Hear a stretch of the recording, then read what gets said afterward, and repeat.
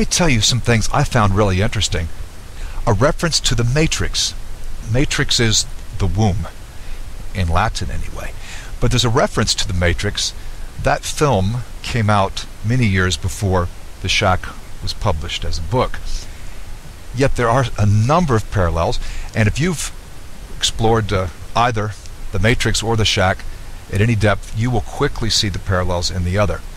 And just one quick example, in The Matrix, the figure who seems most like God is a woman who's in a kitchen. She's called the Oracle, and she's baking cookies.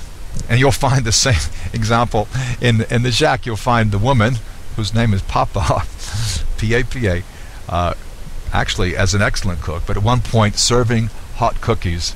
And I don't know if the author was influenced by The Matrix directly or not, but if not, it's really quite a coincidence. I think much more important, The Shack will be of special interest to fathers. If you're listening to this and you have children, I think even if you're a great parent, or even if you're not a great parent, you will be touched by this. There are many parts of the book that were very emotional, even painful to read. It certainly made me do a lot of reflection. I ended up taking notes, opening up a file on my computer and thinking through my troubled adolescence. I wasn't particularly close to my father, and I know that he wasn't particularly close to his father. And you know, these things get passed on, patterns get passed on generation by generation.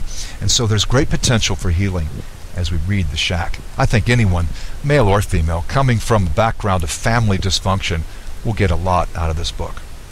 It may have been written in '07, but it's going to be hot for a long time. It's also a great conversation starter. When I was reading it, and I read it on and off over a period of a couple of days, total strangers came up to me. Some just because when people see you reading a book, they often will stop and say something.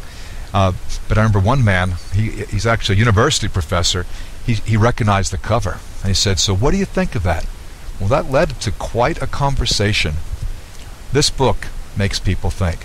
For those who value spirited connections, who are trying to connect with unbelievers, I think The Shack is very good news.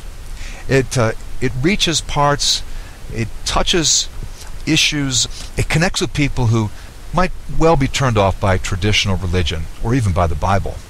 I think this book is making a lot of people think about God, and may it continue to do so.